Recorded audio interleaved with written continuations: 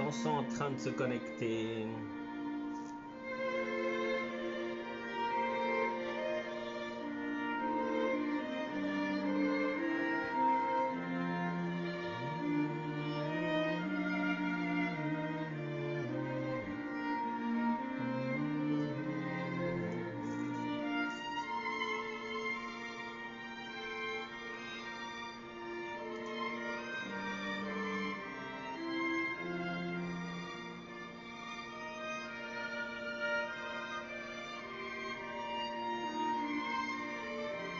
Alors,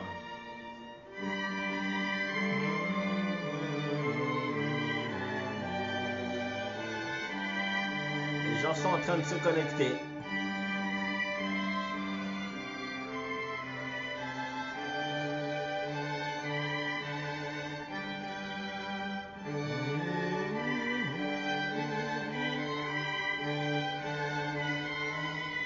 Alors, salut tout le monde.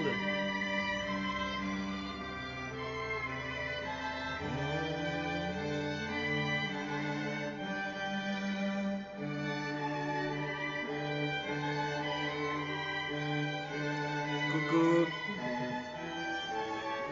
Les gens sont calés.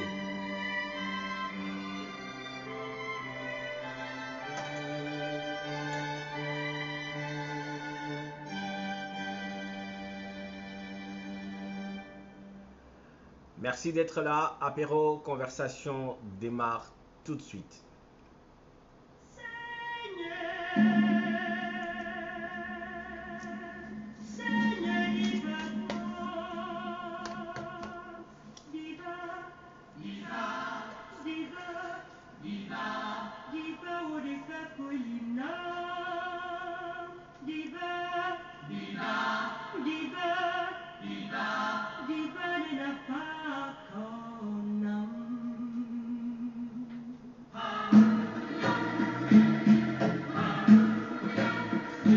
Coucou.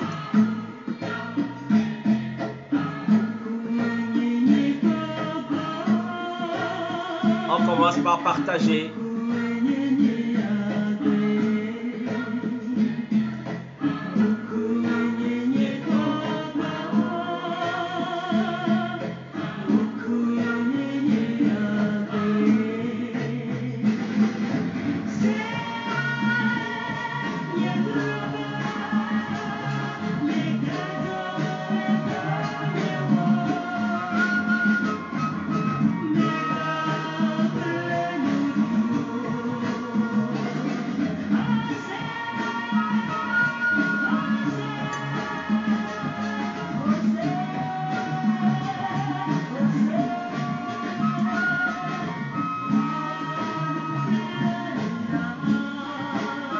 Yahweh Zolo.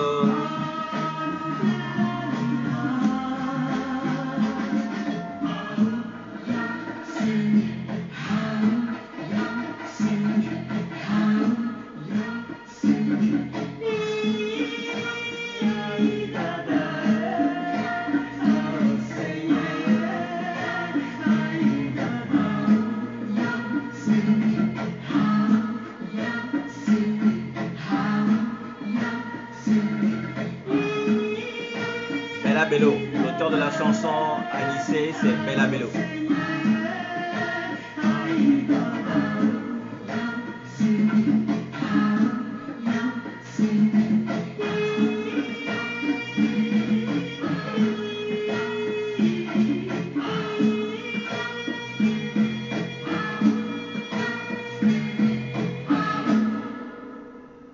Bonsoir et bienvenue une fois de plus à ce rendez-vous hebdomadaire de la connaissance, rendez-vous de l'apéro, conversation, rendez-vous que nous avons commencé depuis le printemps, depuis mars, et que nous continuons tous les samedis pour échanger ensemble sur des sujets qui nous concernent.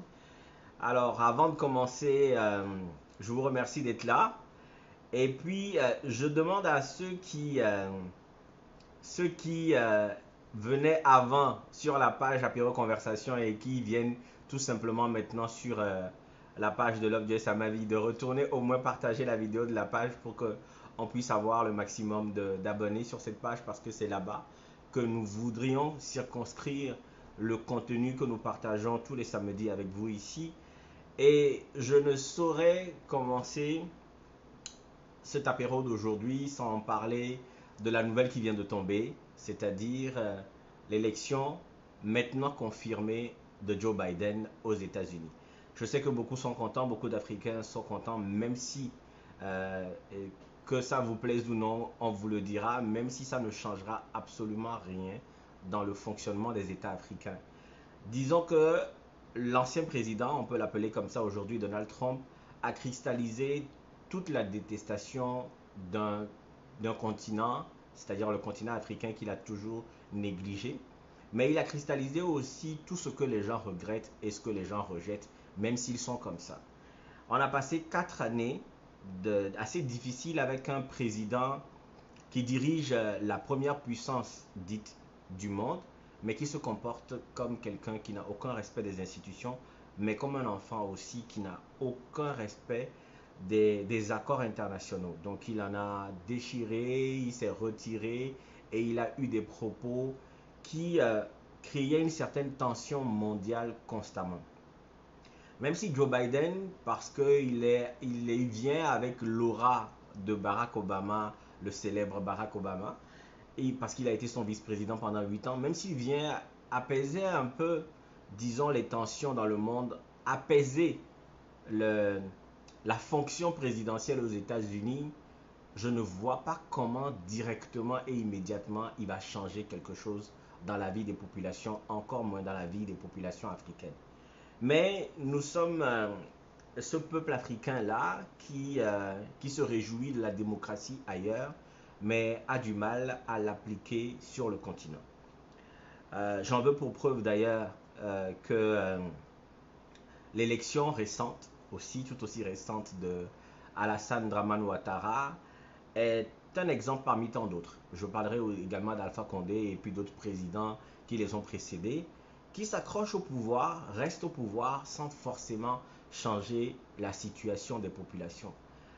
Pour des États africains qui ont encore des traditions fortes, où les chefs de village sont toujours présents, ont toujours pignon sur rue, pour des gens qui ont toujours considéré la chefferie comme étant de droit divin, il n'y a absolument aucun problème pour ces présidents-là de rester au pouvoir.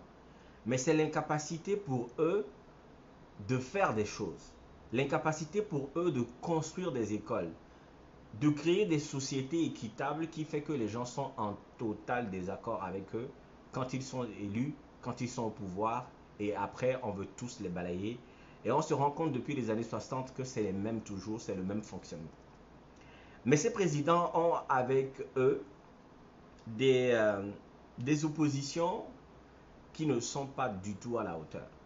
Je prendrai directement l'exemple de l'opposition en Côte d'Ivoire qui, n'a pas su déterminer la consigne de vote parce qu'ils sont restés candidats sur le papier sans renoncer à leur candidature pendant qu'ils demandaient aux gens de ne pas aller voter, mais se plaignent que ceux qui sont allés voter une élection qu'ils n'ont pas rejetée directement et fermement aient seulement voté pour Alassane Dramane Ouattara parce que justement, ce sont ces partisans qui ont voté. Si les autres ne sont pas allés voter, il est clair qu'il n'y aura pas de vote à décompter pour les candidats qui sont présents dans le processus électoral tout en demandant un report pour je ne sais quelle autre raison. En tout cas, les raisons peuvent être légitimes ou non. L'autre affaire avec l'opposition ivoirienne, c'est de remarquer qu'ils vont constater la vacance de pouvoir, mais vont faire fi des institutions qui existent, c'est-à-dire l'Assemblée nationale, la Cour constitutionnelle, la primature, le gouvernement et tout ça, mais vont faire fi de toutes ces institutions et créer un conseil national dit de transition avec des opposants sur la base de je ne sais quelle légitimité.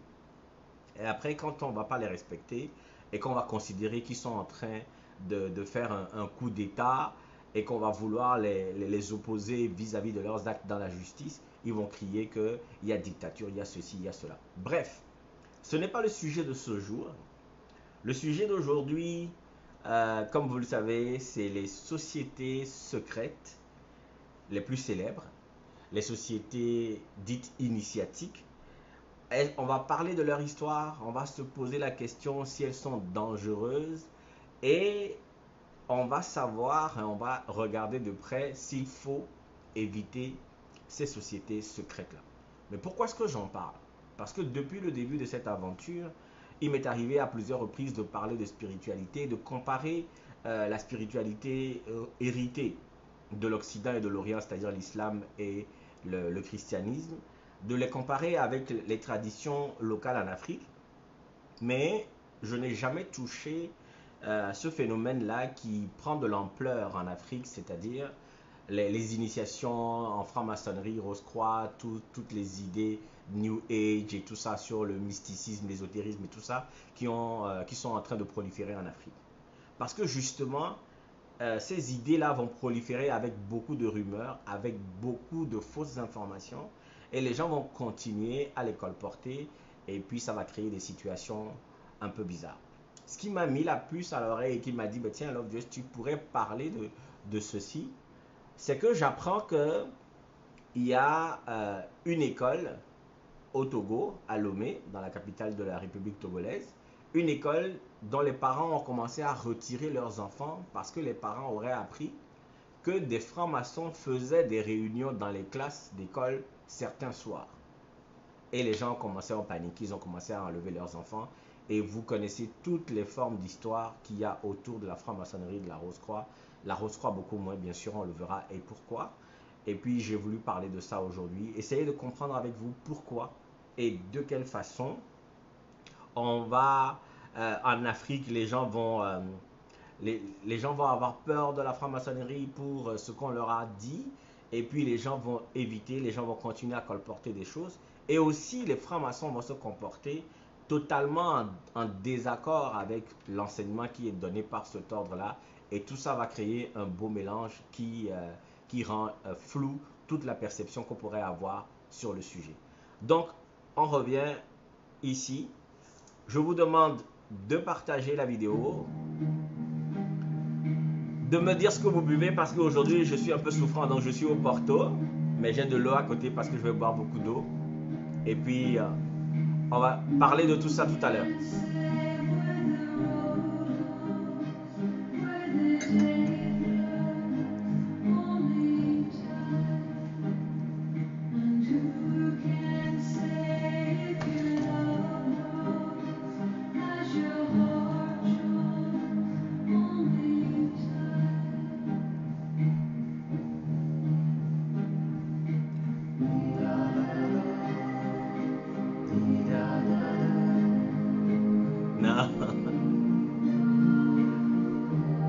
C'est Only Time de Enya.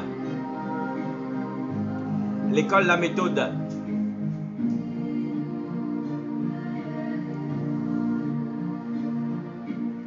Alors, mes chers amis, j'espère que vous avez partagé. On est là pour parler des sociétés secrètes. On est là pour échanger sur le sujet. Merci d'être au rendez-vous hebdomadaire d'Apéro Conversation. On démarre. Vous savez, les hommes et les femmes ont toujours connu des traditions, des rituels, des cérémonies d'initiation. Il y a toujours eu des groupes qui se partageaient un certain nombre de secrets entre eux qu'ils ne divulguaient pas à tout le monde. Et pour avoir accès à ces secrets-là, souvent, il faut soit faire une formation ou une initiation. Ces sociétés dites secrètes sont également des sociétés initiatiques parce que, comme on va l'apprendre tout à l'heure, elles vont initier leurs membres et leurs adeptes à un certain nombre de secrets et de rituels qui vont les aider dans leur vie de tous les jours. Parce que d'abord, il y a l'appel du divin qui est comblé aussi par la religion, par les traditions et tout ça. Mais à l'intérieur de chaque être humain va se loger cette aspiration-là à comprendre au-delà de ce qui est dit. Et souvent, les castes de prêtres souvent parce que c'est souvent des prêtres, vont rester entre eux, se partager des secrets de la nature, des secrets de l'univers qu'ils ne vont pas laisser à tout le monde.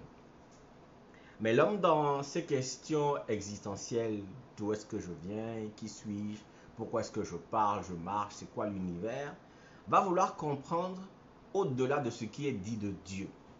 Il va ressentir au fond de lui cette aspiration à aller plus loin pour comprendre quelle est sa place dans la société, quel est son rôle dans l'univers et quel est son rapport avec la nature.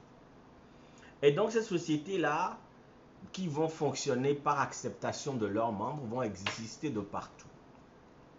Vous connaissez le Rotary, vous connaissez le Lions Club, la Jeune Chambre, vous connaissez plein d'organisations comme ça, qui sont des organisations qui accueillent leurs membres sous forme d'initiation, prise de serment, etc., avec un rituel donné, et les gens vont faire partie d'un groupe qui est distinct des autres.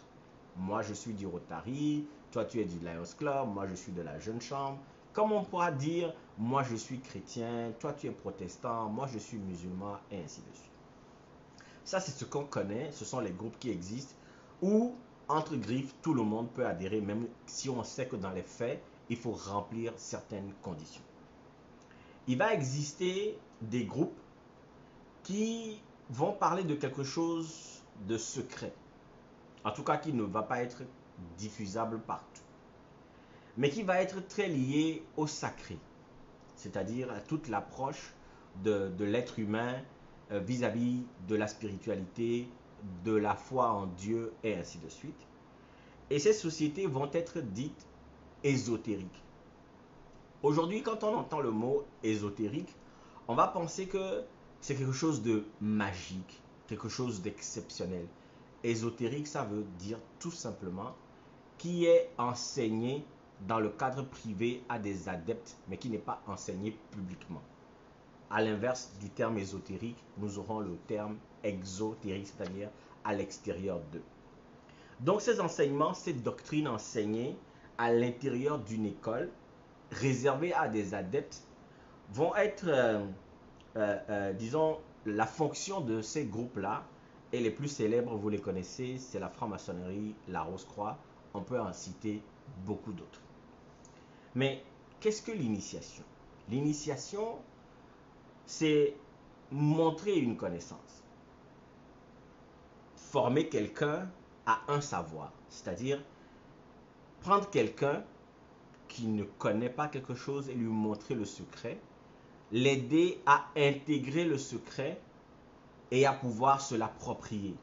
C'est ça l'initiation. L'initiation aussi peut se faire sous forme d'une cérémonie particulière par laquelle cette admission à la connaissance est faite. Cette cérémonie particulière va intégrer dans son déroulement une prise de serment, une obligation d'engagement, où souvent on va vous demander de dire que vous ne répéterez pas ce que vous avez appris ici à quelqu'un qui n'est pas dans le groupe avec vous, qui n'est pas initié comme vous. Il y a même des gens qui sont des amis, qui gardent des secrets, qui s'échangent, mais qui ne le diront à personne et qui prennent des engagements solennels pareils. Mais dans le cadre de cette école au mystère, parce que quand on parle de mystique, c'est tout ce qui a rapport au mystère, ce n'est pas quelque chose de dangereux, de diabolique, comme on a voulu le faire penser. Je vous expliquerai un peu plus tard pourquoi est-ce qu'on est arrivé à concevoir la chose de la sorte. Dans ces écoles-là, qui n'étaient pas secrètes au départ, mais qui réservaient leur enseignement à leurs initiés, on va avoir donc ces cérémonies où les gens rentrent et prennent serment de ne pas divulguer n'importe comment. Pourquoi? Parce que cette information-là est tellement sensible des fois qu'elle n'est pas à la portée de tout le monde.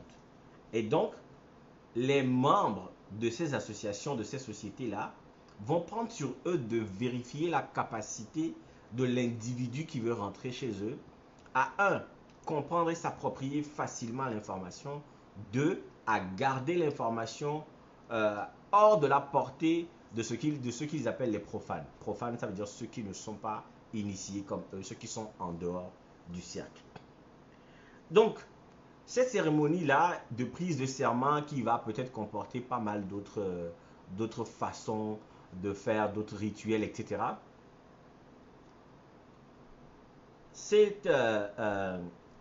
ces cérémonies-là d'initiation vont aussi aller chercher, comment on appelle ça, un déclencheur émotionnel.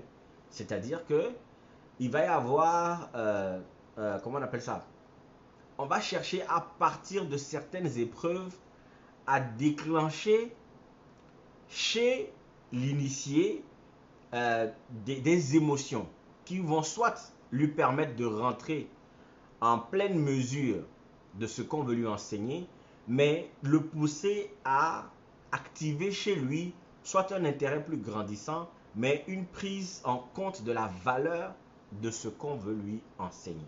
Donc il va y avoir plein de rituels comme ça. Vous savez, en Afrique, par exemple, on peut aller, on peut pousser à, on peut amener des initiés en forêt, seuls la nuit, où ils ont peur avec des animaux sauvages. Et puis on peut faire plein de trucs. Les francs-maçons, par exemple, ils vous amèneront le bandeau sur les yeux parce que vous ne devez pas connaître là où on vous envoie. Même si aujourd'hui tout le monde sait où leur bureau ou leur bâtiment se trouve. Et il y a même des fois des signes où on peut distinguer que ici c'est un temple de francs-maçons. C'est pareil pour la Rose-Croix, mais pour l'initiation, ils vont vous bander les yeux avant de vous emmener. Ça, c'est c'est quelque chose qui reste d'une certaine tradition historique de ces ordres-là. Donc, en cherchant par la cérémonie rituelique d'initiation à déclencher chez le candidat une certaine émotion qui va lui permettre de prendre en compte la valeur de ce qu'on veut lui enseigner, ces sociétés vont créer d'autres types de mystères et de rumeurs avec ces façons de faire. Mais il faut savoir comment on appelle ça, qu'il existe plusieurs types d'initiations, qu'il existe des initiations qui se font par grade et degré aussi, comme la franc-maçonnerie et la Rose-Croix, mais qui sont connues de tout le monde et tout le monde le fait, mais les gens ne prêtent pas autant attention à ce genre de choses. Je vous donnerai par exemple l'exemple de l'école. L'école, quand avant on faisait les rangs, on rentrait en classe, il fallait s'asseoir d'une certaine façon. Après, on partait de la maternelle, on allait au CP1, au CP2. Et ces degrés et ces grades-là vont être des marqueurs d'avancement, des marqueurs de niveau de connaissance. C'est pareil dans ces ordres-là. Quand vous arrivez, vous êtes comme au degré 0. Ensuite, plus vous connaissez certaines choses, on vous en dévoile d'autres. Et comme dans une école, vous allez apprendre certaines choses au fur et à mesure que vous avancez. Par exemple, les enfants de maternelle ou les enfants de cours élémentaires ne savent pas ce que c'est que la philosophie. Vous leur parlerez par exemple de nature et culture, ils ne savent pas ce que c'est. C'est pareil. Vous leur parlerez aux enfants de qu'est-ce que c'est qu'une racine carrée. C'est à peine s'ils arrivent à se sortir des 2 fois 2 qui font 4. Donc, au fur et à mesure que les gens vont avancer dans la connaissance, dans l'initiation à l'école par exemple, ils vont avoir des grades et des degrés. Il y a même des examens à passer. C'est sur ce même principe-là que sont fondées ces écoles initiatiques, ces sociétés dites secrètes.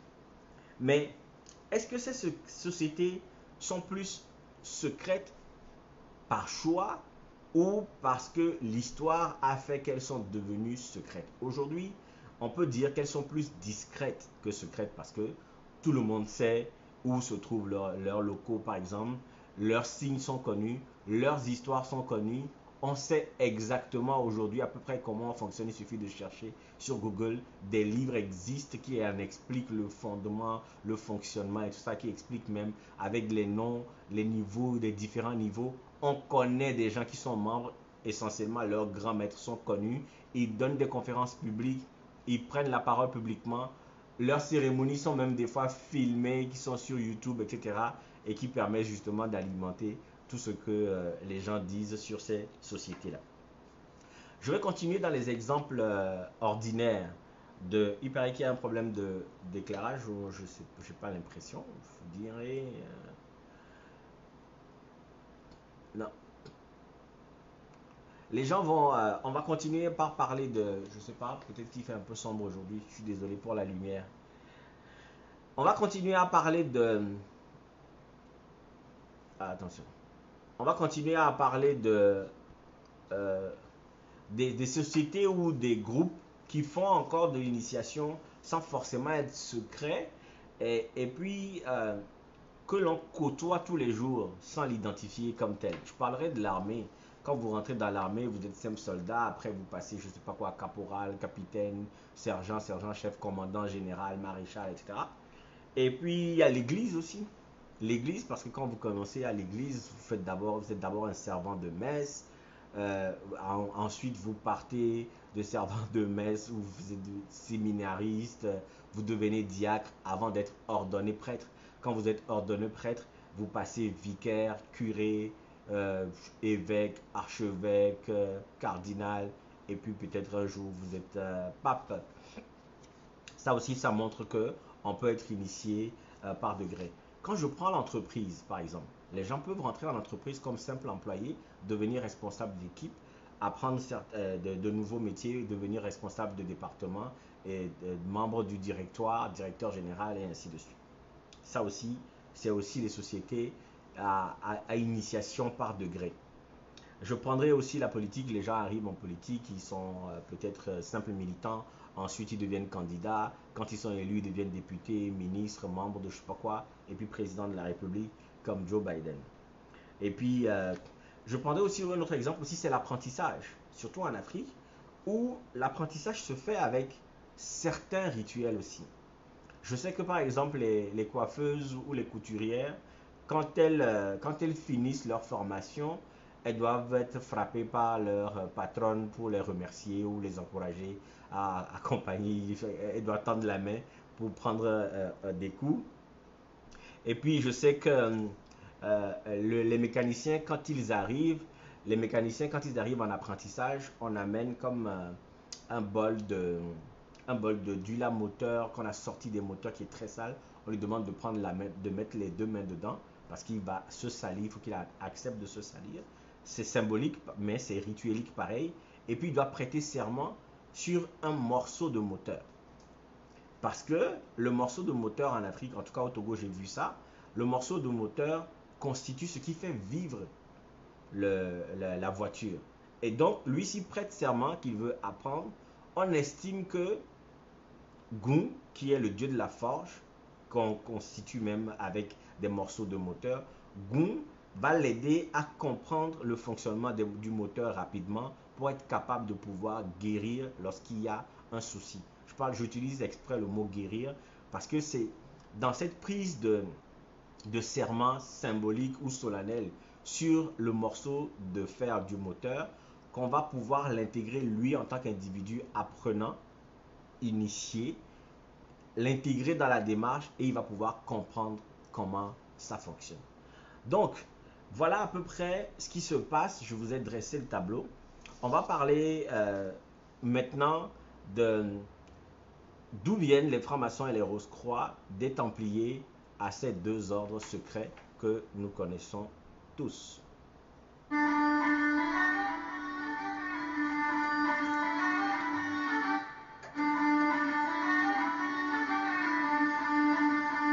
Ah, je sais pas, c'est quoi le problème de... Il faut peut-être régler chez vous.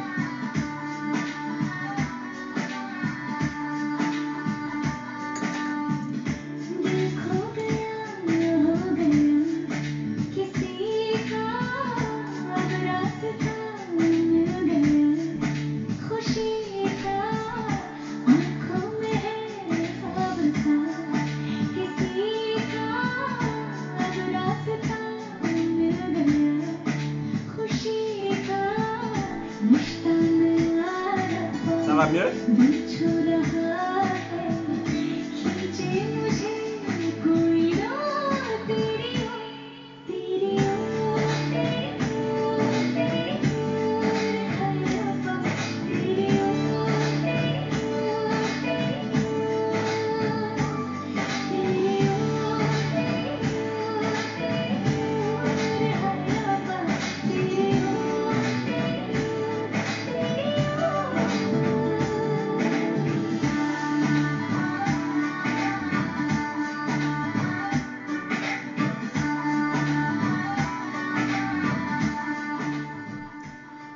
Alors, maintenant qu'on a expliqué un peu comment fonctionne l'initiation, pourquoi est-ce que ces sociétés-là préféraient initier que de prendre n'importe qui dans la rue et de lui communiquer les secrets, on va voir d'où est-ce que tout ça naît.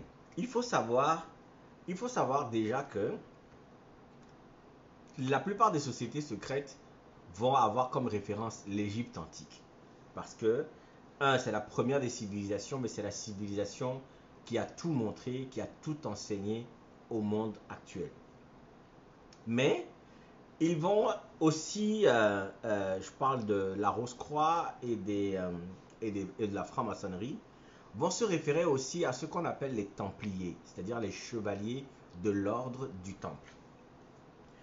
Ces Templiers étaient des nobles qui existaient en Europe médiévale, qui étaient tellement croyants, liés à l'Église catholique et tout ça, vont s'engager à former comme une armée, un, pour faire les croisades au nom de l'Église, mais aussi protéger les pèlerins qui allaient en pèlerinage à Jérusalem.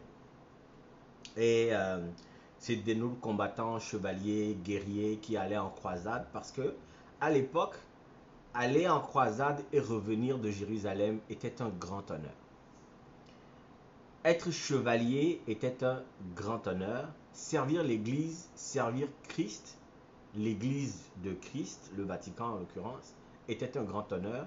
Et ces nobles-là qui n'avaient pas grand-chose à faire dans leur vie parce que ils avaient plein de terrains qui étaient cultivés par les gens de la plèbe, les pauvres et tout ça.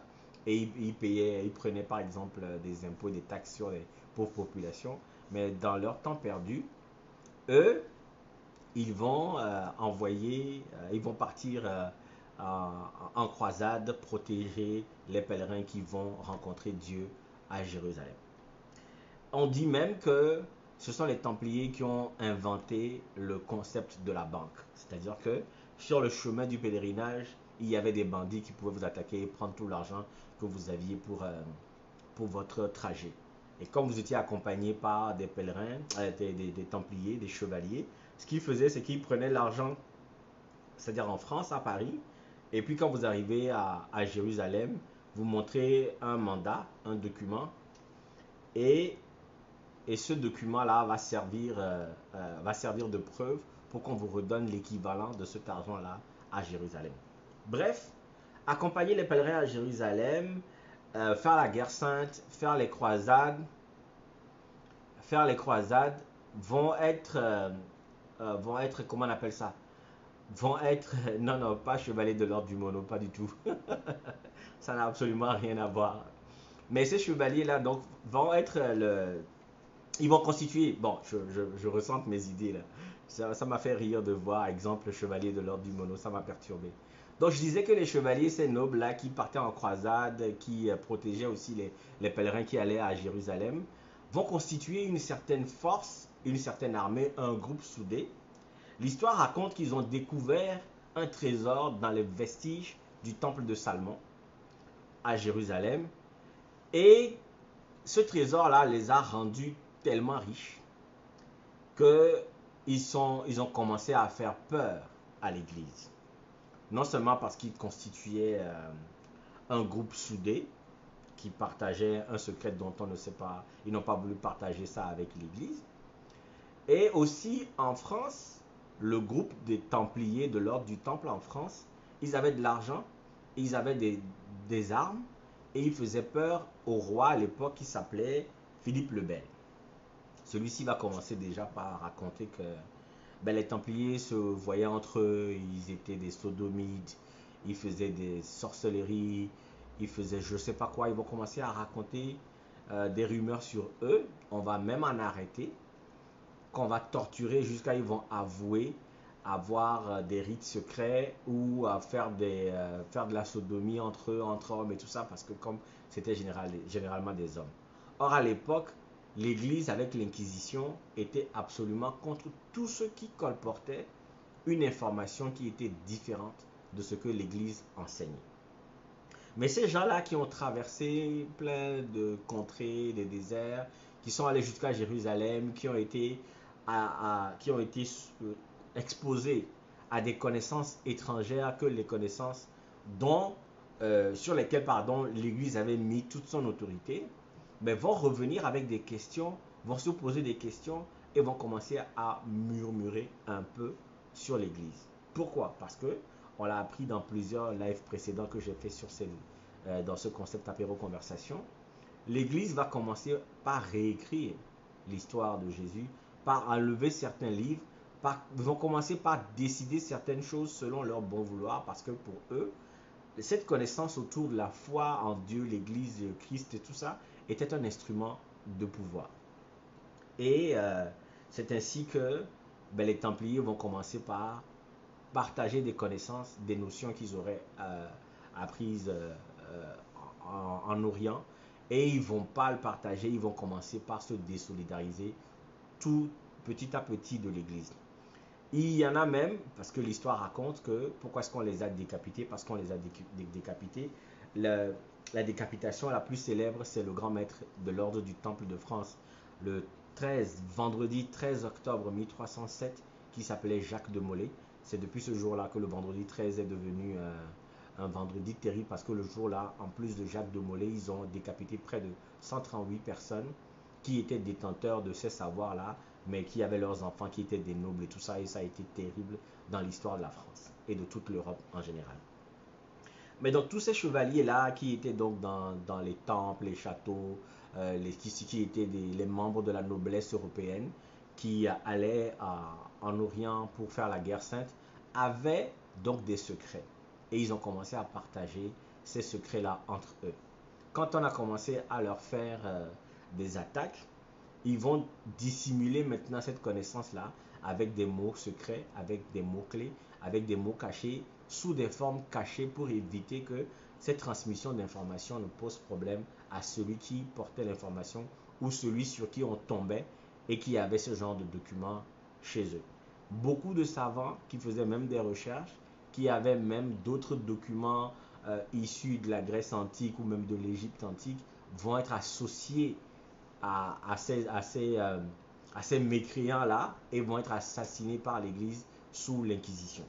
Quelqu'un pouvait commencer par dire, ah tiens, je t'ai vu avec une robe noire un soir où tu étais en train de regarder les astres, ou que tu as un chat noir chez toi, on va tout de suite dire que tu fais quelque chose qui est interdit par l'Église et tu vas être décapité. Ça s'est appelé l'Inquisition et ça a duré des années et des années. Alors, vers le XVIIe siècle, on va découvrir le tombeau d'un monsieur, d'un chevalier, qui s'appelait Christian Rosenkreuz.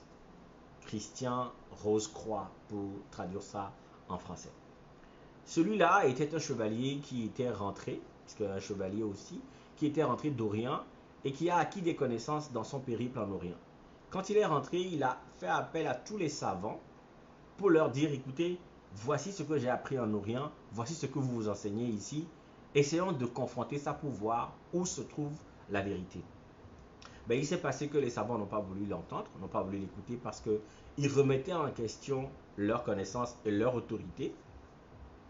Et donc, lui va se retrouver seul avec seulement 3 autres personnes qui vont le croire et vouloir apprendre ce qu'il a apporté comme notion. Et Christian et les 3 autres vont fonder la maison du Saint-Esprit, qui est une petite maison où on appelle ça un cloître. Ils vont se retrouver chez eux, ils vont partager leurs secrets là-bas. Et à la mort de Christian Rosenkreuz, ils vont l'enterrer dans la maison du Saint-Esprit. Il s'est passé que, en décidant de créer cette maison du Saint-Esprit, ils ont prêté serment de fidélité et de silence. C'est-à-dire qu'ils vont partager l'information, la transmettre à leurs descendants, à leur génération suivante, sous le sceau du secret, sous le sceau de l'initiation, et en jurant fidélité et en fréquentant cette maison-là, soi-disant. Alors l'histoire raconte que 3 générations après, c'est-à-dire 120 ans après la mort de Christian Rosenkreuz, dans les années 1600, la 3e génération de leurs enfants, des 4 personnes qui ont pris le serment le jour-là, ils vont vouloir faire des travaux dans la maison et ils vont tomber sur justement la tombe de Christian Rosenkreuz dont le corps est resté intact et dans ses mains il y avait un petit livre qu'il avait gardé sur la poitrine comme ça qu'on appelait le livre T. Autour de son cercueil, il va y avoir des formules latines, des formules de sagesse, etc. Et eux, ils vont décider qu'il est temps que l'on connaisse l'histoire de Christian Rosenkreuz. Et justement parce qu'il y avait une locution latine qui disait « Après 120 ans, je m'ouvrirai », qui était sur le cercueil aussi, qui donc pour eux était comme une prophétie qui se réalisait au moment où ils découvrent le corps intact de leur aïeul. Et qu'est-ce qu'ils vont faire? Ils vont prendre le livre T, les connaissances qu'il y a dedans, et ils vont envoyer, ils vont écrire, rédiger, pardon, des manifestes. Des manifestes qui vont sortir en 1614. Ça s'appelle la Fama Fraternitatis. Ensuite, la Confessio Fraternitatis en 1615. Et en 1616, les Noces chimiques de Christian Rosenkreuz. En fait, ça c'est pour vous expliquer un peu globalement la naissance de la Rose-Croix. Des Templiers et des Chevaliers qui protégeaient un certain secret, qui vont être démantelés à partir des années 1300, va arriver une autre affaire, c'est-à-dire une autre révélation qui va démarrer en Allemagne, ce qui va parler de l'histoire de Christian Rosenkreuz et donc de l'ordre de la Rose-Croix qui va être créé ainsi et de cette façon-là. Avec la découverte de ce petit livre-là, avec ses formules de sagesse, avec le fait que cette troisième génération-là qui ont découvert le corps avait déjà des secrets qu'ils se partageaient sous le sceau du silence entre eux et qui transmettaient à leurs descendants et à leurs proches. Ils vont décider maintenant de sortir à visage découvert pour dire voilà, nous avons une information, il est important que le peuple d'Europe à ce moment-là puisse accéder à cette information-là et qu'ils prennent sur eux de l'intégrer dans leur fonctionnement. Je vais vous lire un document que j'ai.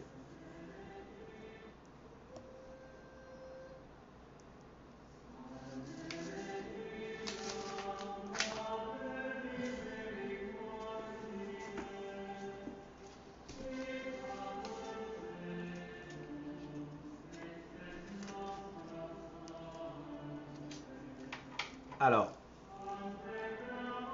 de quoi parlent ces trois documents? La Fama Fraternitatis s'adresse aux dirigeants politiques et religieux ainsi qu'aux scientifiques de l'époque.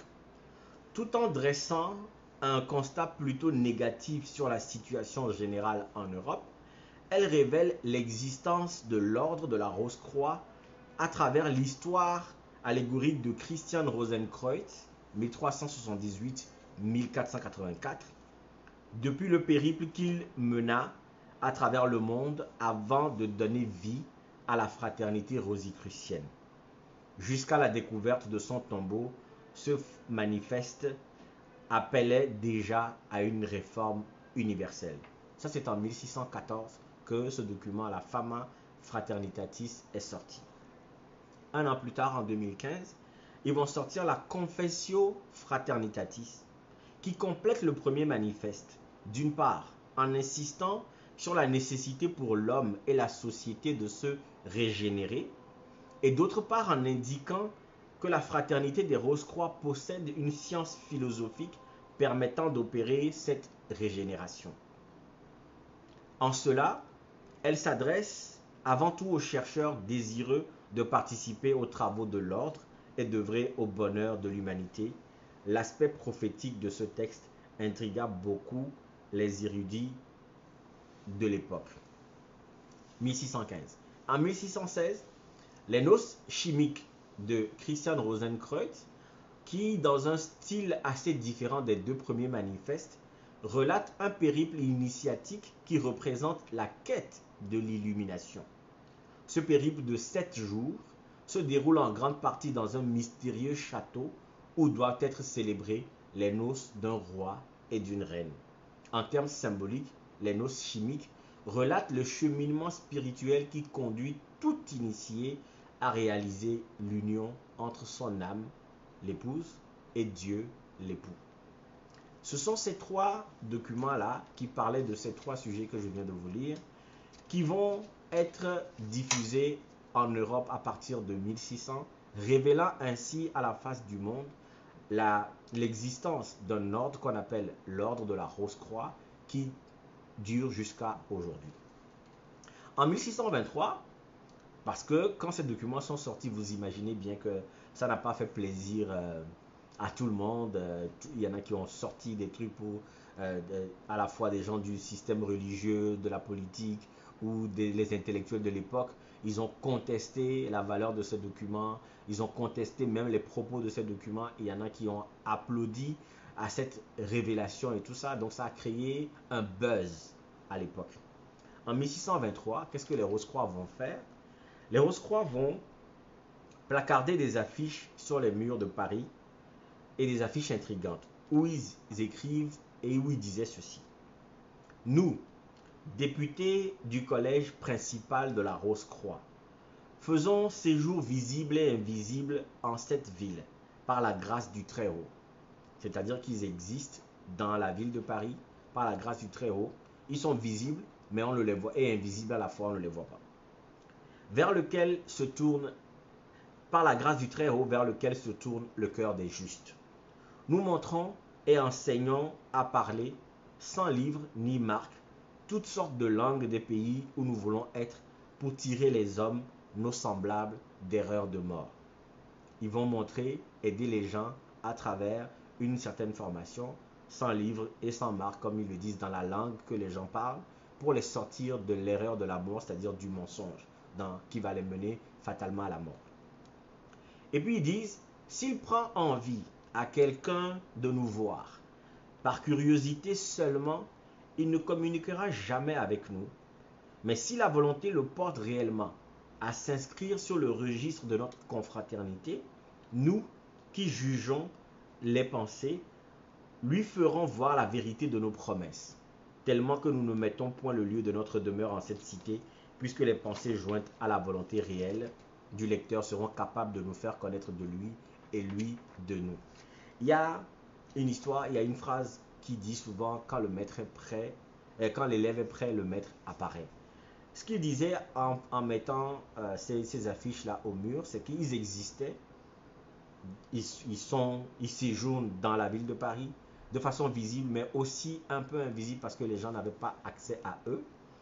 Et que si quelqu'un veut les connaître juste par curiosité, les gens ne pourront pas les approcher. Mais si la personne a une quête véritable au fond de lui pour comprendre les mystères qu'ils enseignent, d'une manière ou d'une autre, ils vont apparaître à cette personne-là et cette personne va pouvoir les intégrer de façon correcte et faire partie de leur fraternité. Ça, c'est la naissance de la Rose-Croix.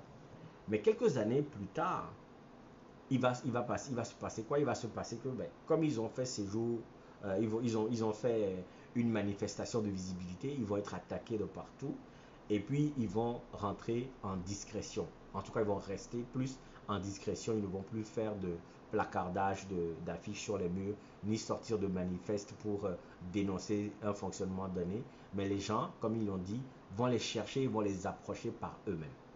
Mais, quelques siècles plus tard, sinon 100 ans plus tard, il va naître un autre groupe de gens qui vont eux aussi créer une fraternité. Et ce sont les francs-maçons.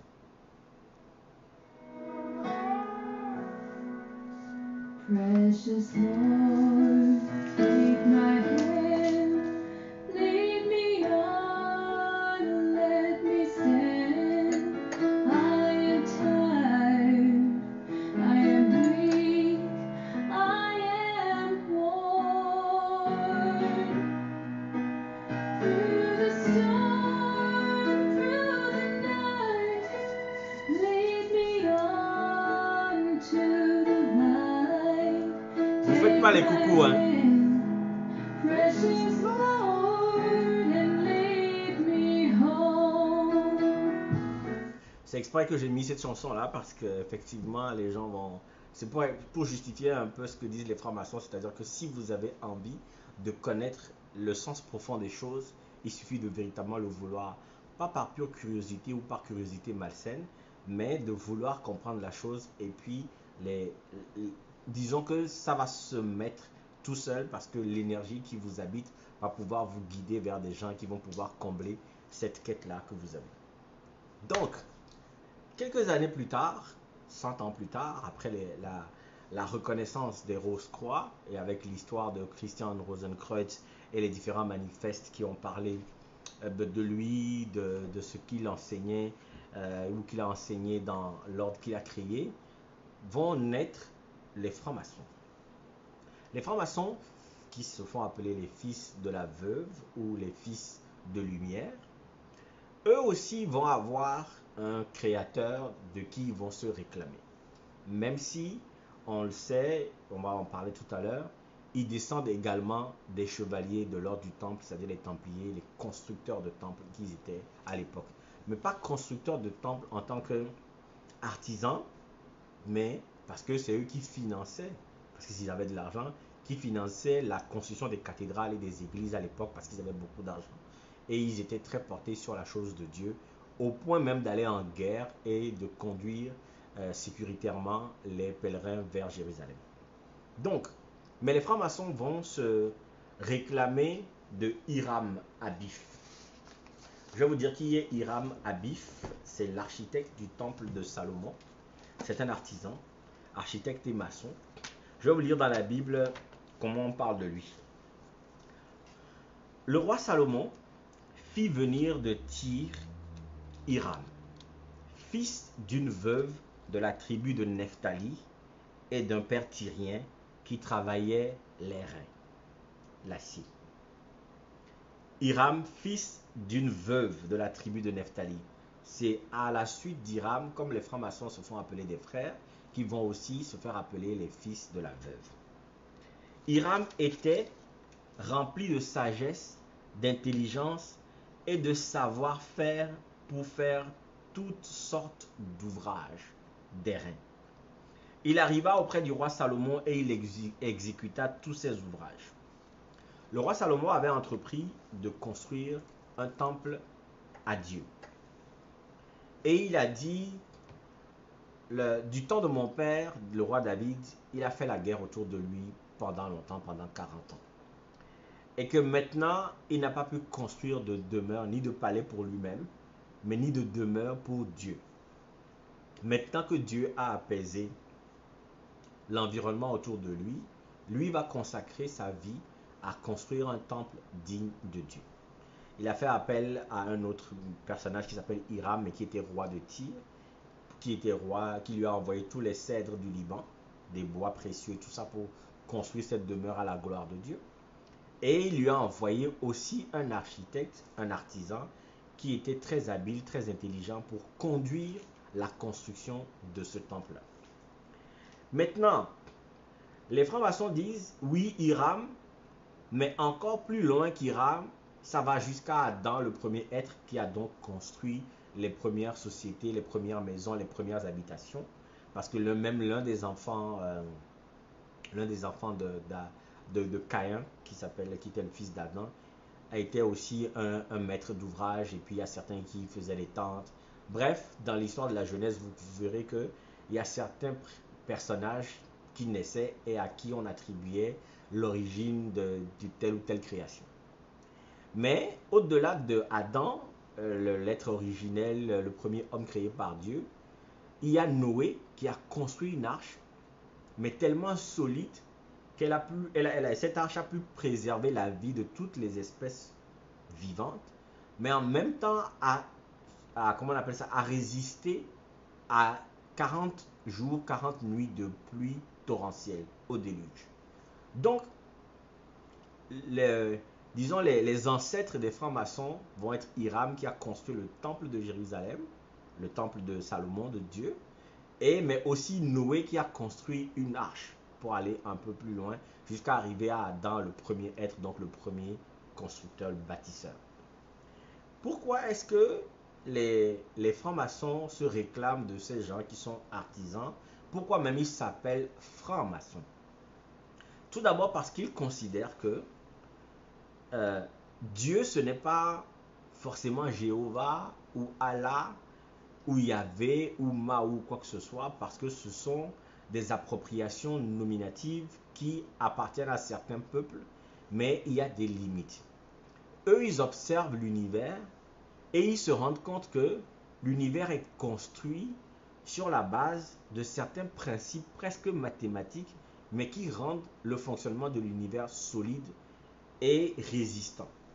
Ils vont donc appeler le principe à l'origine de tout, parce que ce sont des croyants aussi. Ils vont l'appeler le grand architecte de l'univers. Un architecte, qu'est-ce qu'il fait? Il travaille avec des maçons. Et quand la persécution des francs-maçons va arriver avec l'ordre du temple et tout ça, avec la persécution de la Rose-Croix qui devient discrète, quand les francs-maçons, eux, vont commencer à s'organiser, ils vont intégrer les corporations opératives de maçons.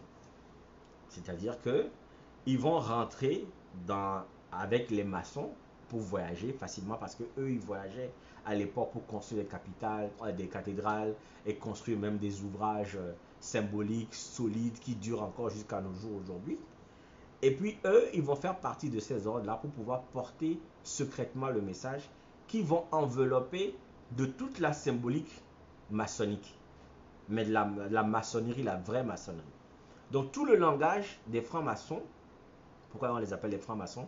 C'est des maçons affranchis, c'est-à-dire que c'est des maçons qui ne sont pas sur l'ouvrage, qui ne sont pas en train de travailler le ciment, le béton, mais qui vont être des maçons symboliques. Ils sont maçons, ils vont pouvoir voyager avec ça, ils vont utiliser les outils comme le compas, l'équerre, les règles et tout ça, mais tout ça va être symbolique et ils vont charger ça de messages qu'ils ne vont dévoiler qu'à des gens qui acceptent de les rejoindre et qui prêtent serment de silence et de discrétion. Pourquoi? Parce que l'Église les arrêtait à l'époque et les assassinait. Donc, eux, ils vont donc mettre tout leur savoir-faire. Ils vont même se réclamer de l'Égypte parce que avec la construction des pyramides et même des temples égyptiens à l'époque, il y avait une certaine science qu'on a même du mal à expliquer jusqu'à aujourd'hui, 2020. On n'est même pas encore capable de découvrir toute l'entièreté du savoir égyptien qu'il y avait à l'époque. Et donc, eux, ils vont prendre des symboles comme ça qu'utilisent les maçons véritables, les maçons opératifs, qui vont aller construire des maisons, mélanger le ciment, le sable. Ils vont prendre leurs outils, leur façon de faire, et ils vont écrire leur enseignement avec ces symboles-là, et ils ne vont se dévoiler qu'à des gens qui acceptent de les rejoindre. Donc, héritiers et successeurs des alchimistes, savants égyptiens, même des kabbalistes, les gens qui réfléchissaient déjà à toutes sortes de choses pour comprendre comment fonctionnait le monde, pourquoi est-ce que ceci était comme cela et tout ça, ils vont prendre ces sciences-là qu'ils ont héritées d'une manière de la Rose-Croix aussi, parce que il paraît qu'il y a un niveau, un grade en franc-maçonnerie qui s'appelle chevalier de la Rose-Croix, ce qui induit donc une affiliation entre les deux ordres. De toutes les façons, ils utilisent les mêmes symboles, l'équerre, les pyramides et tout ça. Ils ont à peu près la même compréhension et la même connaissance de ces symboles-là, donc on nous montre souvent dans les vidéos sur Facebook sous prétexte d'Illuminati. Et donc, la franc-maçonnerie va être créée donc autour des années, officiellement autour des années 1700, je pense que c'est en 1717. Mais les constitutions de l'ordre, les constitutions de la franc-maçonnerie vont être écrites par un pasteur presbytérien. Pourquoi? Parce que déjà en Angleterre où ça s'est créé, il y avait une séparation entre l'Angleterre avec Henri VIII et le Vatican à cause d'une histoire de fesses. Le roi Henri VIII, je pense que j'en ai parlé déjà une fois dans un de mes lives, il avait épousé la sœur du roi d'Espagne, qui était cousine du roi de France. Et parce que bon, c'est comme ça qu'ils se mariaient entre eux à l'époque pour pouvoir souder les alliances, pour ne pas faire la guerre, etc. Mais il est tombé sur une courtisane qui s'appelait Anne de Boleyn, mais qui était totalement bonne pour lui. Et il n'avait Dieu que pour Anne de Boleyn. Et il a demandé au pape de divorcer de la femme roi d'Espagne pour pouvoir épouser Anne de Boleyn et la faire reine. Le pape a refusé, parce que le pape a dit qu'il ne va pas prononcer de divorce. Et le roi Henri VIII, qu'est-ce qu'il a fait à l'époque? Il a quand même défié le pape. Et il l'a quand même mis dans un couvent son ex-femme, sa femme principale, parce que ce n'est pas, il n'a pas pu divorcer d'elle. Donc il l'a mise dans un couvent et il a instauré sa concubine, sa Chisa, comme la première madame de son palais. Mais comme l'autre femme avait l'appui de l'Église catholique et du pape, qu'est-ce que Anne de Boleyn, elle a fait? À l'époque déjà, on commençait à parler des protestants, c'est-à-dire avec Gutenberg et puis, comment il s'appelle, Martin Luther, le moine, qui avait découvert qu'il y avait des choses extrêmement horribles qui étaient mises, qui étaient faites par le Vatican, parce que les gens n'avaient pas accès à la Bible, parce que c'était seulement écrit en latin. Ce que lui il a fait avec son ami Gutenberg, c'est de traduire en allemand la Bible, l'imprimer et le partager entre des gens. C'est comme ça que des savants, des professeurs, des enseignants vont découvrir aussi le contenu de la Bible pour l'opposer à ce qu'ils savaient, ce qu'ils avaient appris, parce que avant c'était seulement accessible aux prêtres et aux nobles.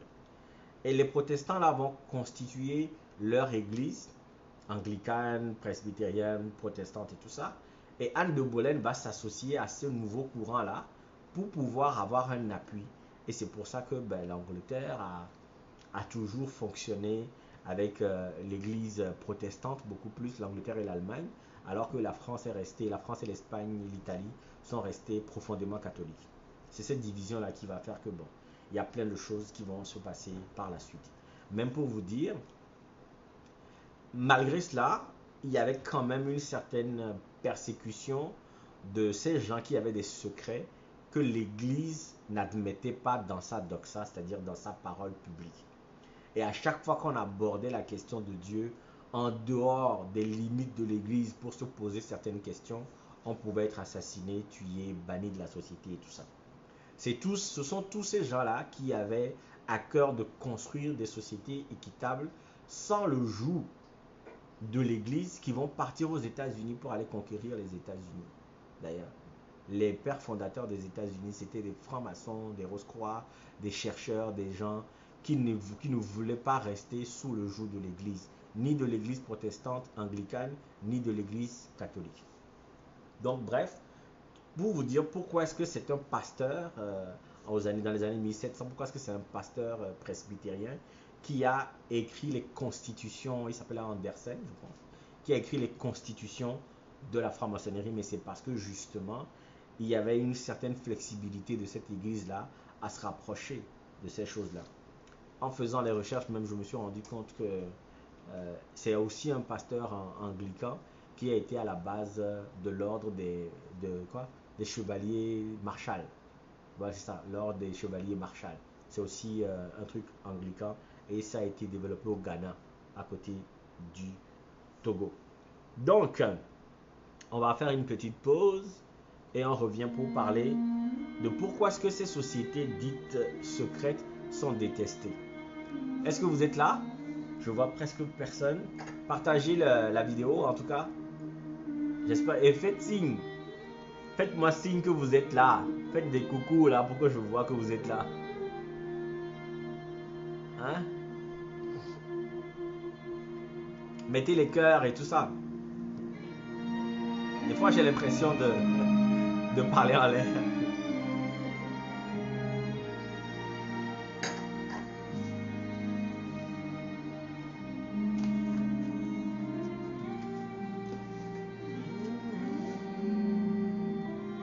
Hey, salut Fabrice.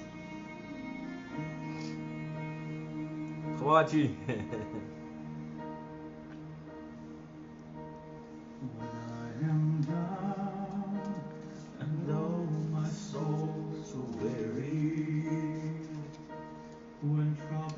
Merci.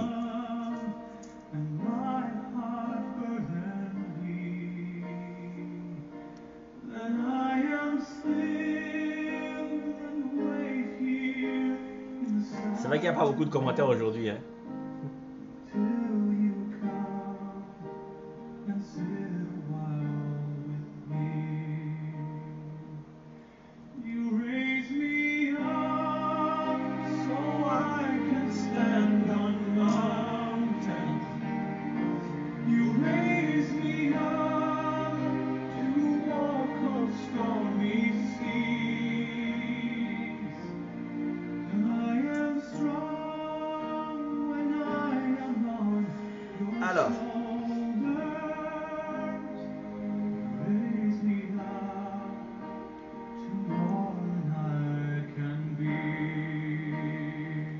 C'est pas une impression parce que je fais le live sur mon compte personnel et mon compte sur la page d'Apéro Conversation aussi depuis un moment.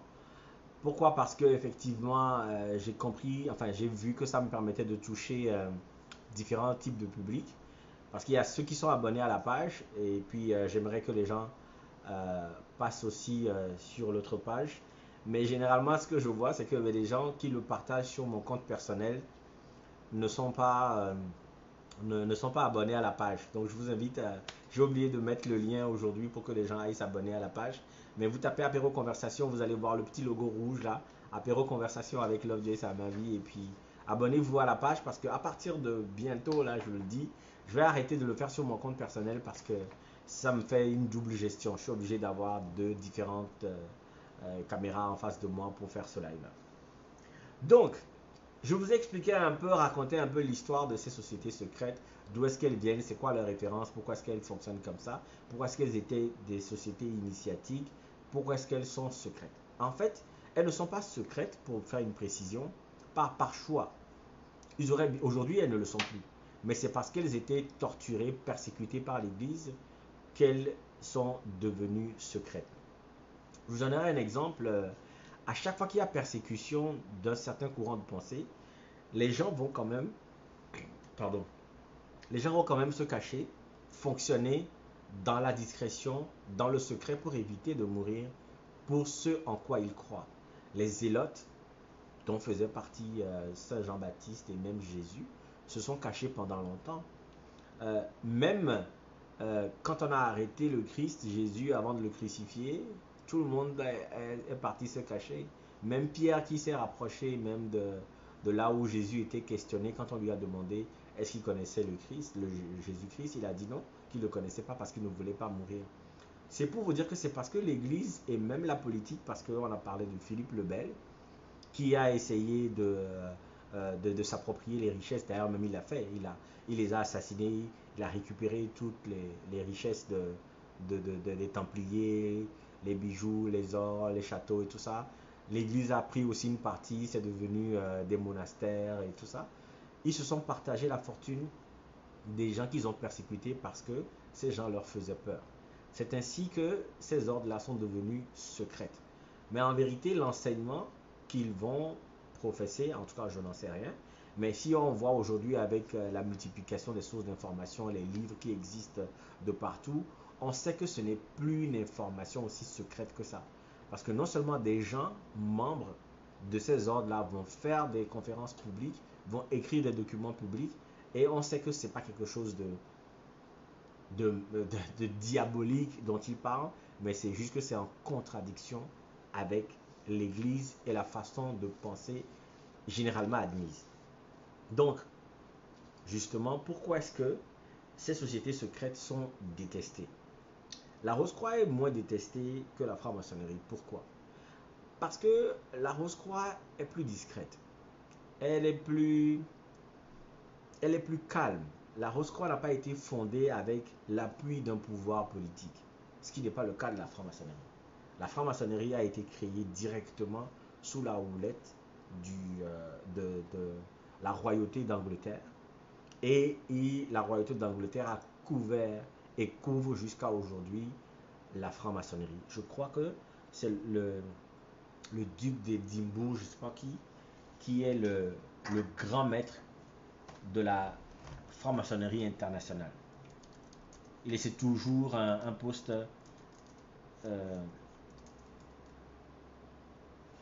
c'est toujours un poste qui est destiné à la royauté. Voilà.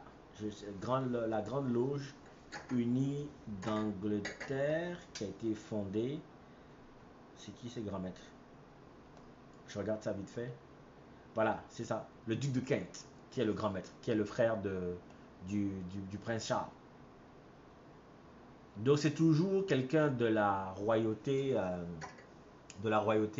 d'Angleterre qui dirige la Grande Loge Unie d'Angleterre, qui est la grande loge mère de toutes les francs-maçonneries du monde entier.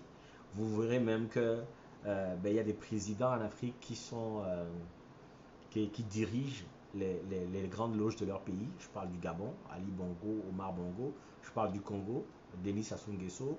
À une certaine époque, je pense que le Tchad aussi, c'est un grand maître qui est le président, c'est Idriss Déby qui est grand maître.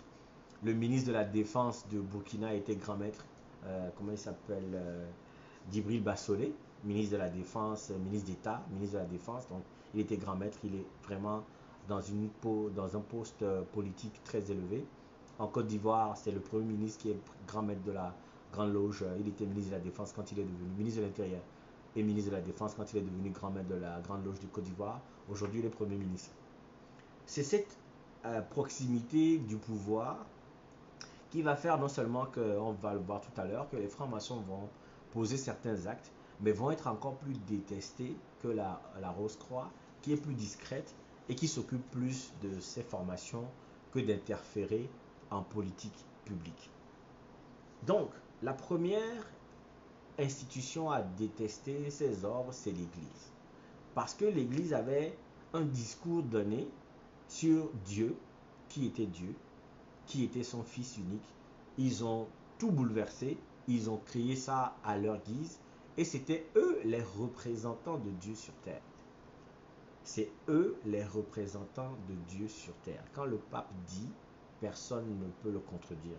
Jusqu'à ce jour, il y a des textes que des papes ont décidés, mais qui n'ont pas été changés ni abolis, parce que dans leur fonctionnement, on ne peut pas abolir une prise de position d'un pape. Même si des centaines d'années plus tard, on se rend compte que ce n'est pas correct, on le garde quand même.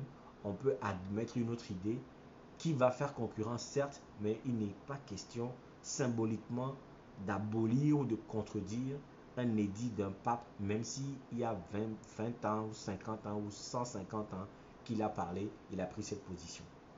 C'est une question de pouvoir. Et donc eux, les prêtres de l'église, et même les rois qu'ils adoubaient, qu'ils allaient consacrer, tout ça, avec qui ils faisaient des commerces, quand ils vont se rendre compte de ces gens-là, qui non seulement ont un certain pouvoir financier, une certaine connaissance donnée, parce que c'est eux qui étaient à la fois des savants, des littéraires, des scientifiques, des ingénieurs, qui inventaient des inventeurs, ils vont tous se retrouver là-bas pour discuter de la chose de Dieu complètement différemment de ce que l'Église disait. Ils avaient même accès à des textes que l'Église avait cachés, de sorte que les mensonges de l'Église leur étaient connus. Donc fatalement, ils sont dangereux. Donc l'Église les a combattus en disant déjà que ils se rencontrent seulement entre hommes, ça veut dire que ce sont des pédés, qu'ils font des messes tard le soir dans des endroits clos, mais c'est parce qu'ils invoquent Satan. L'Église va dire que ils portent du noir, c'est parce qu'ils ont quelque chose à cacher, alors qu'ils portent du noir juste pour paraître. C'est symbolique aussi, le noir, la chemise blanche, tout ça c'est symbolique. Et l'Église va dire plein de choses contre ces gens-là, parce que les gens sont en train de parler de choses que eux ils veulent cacher, ou qu'ils veulent cacher aux gens qu'ils gouvernent. Donc, plus les gens vont approcher ces sociétés-là, vont apprendre certaines choses, vont lire certains documents, vont comprendre que l'Église n'a pas autant la vérité de son côté et qu'ils vont commencer à ne plus aller à l'église, ne plus cotiser, ils ne vont plus respecter la parole donnée du pape ou du prêtre ou du curé. Ça va constituer maintenant quelque chose de dangereux pour l'église et l'église va les affubler de tout. Aujourd'hui, l'église catholique n'a même pas besoin de faire ça parce qu'on s'est rendu compte même qu'il y avait même des prêtres francs-maçons qui faisaient partie de l'ordre et qui faisaient les pratiques des francs-maçons. Ce sont les petites églises éveillées là en Afrique, avec des pasteurs qui ne connaissent même pas la théologie, mais qui apprennent certains versets, qui récitent à tout bout du champ et qui forment des églises dans des endroits privés, sous des hangars, n'importe comment. C'est eux qui vont indexer tous ceux qui portent des costumes noirs comme étant des francs-maçons. Moi, je me rappelle une fois, je suis allé à Agou et j'ai vu des enfants et j'avais plein de canettes dans ma voiture et tout ça. Moi, je m'en allais vers les enfants pour leur donner des canettes que j'avais, tout ça, histoire de leur faire des cadeaux et puis partir tout simplement. Puis quand j'approchais, j'avais une voiture noire. Les enfants commençaient à courir. Et puis je ne comprenais pas. Et puis je dis, mais je pose la question, pourquoi les enfants commençaient à courir? Moi, je voulais leur donner des canettes gratuitement. Je venais d'une manifestation. Et là, on les a appelés, venez, mais non, on veut vous donner des cadeaux et tout. Et quand les enfants sont arrivés, il y a un qui a dit, ah non, qu'on leur a dit à l'église que les gens qui ont des voitures noires, c'est des gens des sectes et ils volent les enfants pour aller faire des sacrifices. C'est tout ça pour vous dire que l'Église va indexer des choses qu'ils ne connaissent pas pour voilà, profiter de l'ignorance de l'inconnu. L'autre chose aussi qui fait que les gens vont détester ces groupes-là, c'est l'ignorance. C'est les questions qu'ils se posent. Pourquoi est-ce qu'ils font ça? Qu'est-ce qu'ils font exactement? C'est quoi ces symboles? C'est quoi les signes-là qu'ils portent sur eux? Pourquoi est-ce qu'ils parlent de manière différente? Pourquoi est-ce que ce qu'ils font là, on ne peut pas savoir? Pourquoi est-ce que pour rentrer, il faut être initié? Les gens vont tellement supposer des choses alors qu'ils ne sont même pas dedans. Ça aussi va concentrer la détestation de ces ordres-là. Il arrive que les gens vont considérer que quelqu'un qui arbore un triangle sur sa veste ou au cou, ou qui va mettre un triangle et un compas, enfin je sais pas comment, l'équerre et le compas du logo des francs-maçons, quand eux ils vont le mettre sur leur auto, les gens vont trouver que c'est grave. Comment il a fait ça? Il est de franc-maçon alors qu'il ne sait pas c'est quoi la franc-maçonnerie, donc il va détester la personne de prime abord. Alors que quelqu'un peut mettre une croix, qui est aussi un symbole donné, qui a un sens, qui joue le même rôle que l'équerre et le compas du franc-maçon, mais on va l'applaudir lui parce qu'on considère qu'on connaît. Combien de gens parmi les chrétiens connaissent l'origine de la croix, le sens véritable de la croix, d'où est-ce que ça vient avant que avant que l'Église ne s'approprie de ce symbole? Très peu de chrétiens le savent. Très peu de chrétiens savent, ne comprennent pas pourquoi est-ce que même au sein de l'Église, il y a différents types de croix. Très peu de gens le savent. Donc, il y a tellement de choses que les gens acceptent par ignorance et les gens détestent aussi par ignorance. Bon, après, j'avoue qu'il y a des comportements secrets qui sont bizarres ou des comportements, je vais dire plutôt suspects. Effectivement, quand vous rencontrez des gens qui font partie d'un certain ordre donné, qui deviennent différents ou qui fonctionnent différemment ou qui commencent à dire des choses différentes, effectivement, ça nous choque. Ils vont avoir des comportements différents, ils vont s'entraider entre eux, ils vont faire des choses, et on va avoir l'impression que tout ce qu'on dit d'eux est vrai. On va avoir l'impression effectivement que tout ce qu'on dit d'eux est vrai. Avec l'expansion des rumeurs, je prendrai par exemple les rumeurs et les scandales sur sur l'homosexualité ou les gens qui sont en franc-maçonnerie qui couchent entre eux, c'est exactement la même raison pour que les prêtres couchent entre eux et couchent avec des enfants de cœur. Parce que l'homosexualité n'étant pas admise à l'époque, je veux dire, aujourd'hui ça va, mais encore dans certaines sociétés, ce n'est pas admis véritablement comme pratique naturelle et normale, ce qui n'est pas le cas de l'Occident. Les gens vont penser que seulement les hommes quand les hommes se retrouvent entre eux, ils vont s'adonner à ce genre de choses. Or, la seule chose qui arrive, c'est que dans le secret de l'Église, du Vatican ou même de la paroisse, et dans le secret des rencontres des loges, où eux, en tant qu'humanistes, ils vont accepter les gens tels qu'ils sont, les gens vont pouvoir entretenir des relations. Est-ce que ça veut dire forcément qu'ils font ça pour un but donné ou qu'ils font ça pour faire je sais pas, un rituel de magie ou je sais pas quoi? Je ne peux pas vous le dire. Mais si les gens arrivent à être homosexuels au sein de l'Église, alors que ce n'est il y a 2 semaines que le pape a admis que les homosexuels étaient des hommes comme les autres, qu'il faut les accepter, alors que pendant plusieurs siècles, on les a combattus, mis sur le bûcher, on les a décapités pour rien, eux-mêmes l'étaient.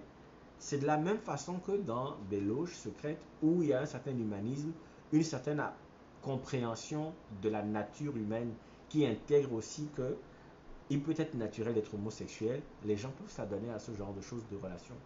Ça ne veut pas dire que... Attends, il y a quand même des gens qui font partie de ces groupes-là depuis des siècles et des siècles. Ça ne veut pas dire qu'il y en a qui vont aller à des réunions et puis des gens vont s'accoupler devant eux comme ça, n'importe comment, sans aucune gêne.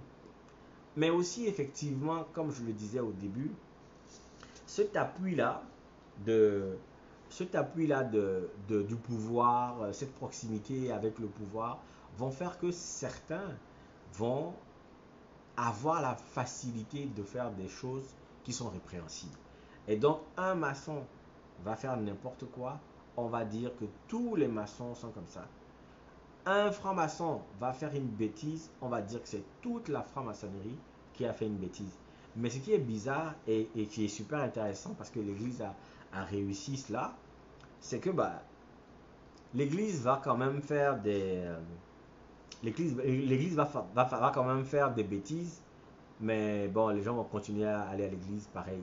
Les pasteurs vont être attrapés la main dans le sac avec les femmes d'autrui, avec des gris-gris. Les prêtres vont être attrapés pour détournement, pour enceinter des jeunes filles, alors qu'ils ne sont pas censés faire ça, ou coucher avec des bonnes sœurs, ou même coucher avec des enfants de cœur, mais les gens vont continuer à aller à l'église pareil. Mais quand il s'agit des ordres, comme la Rose-Croix, la franc-maçonnerie, on va dire que c'est les gens du diable.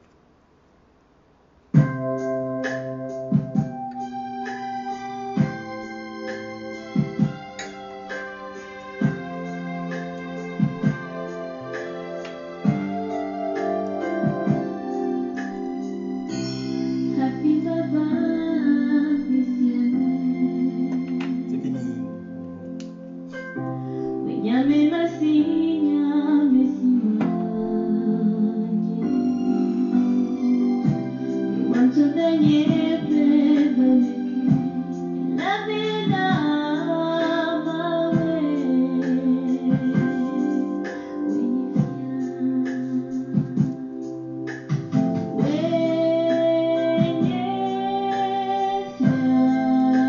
Alors, vous êtes là.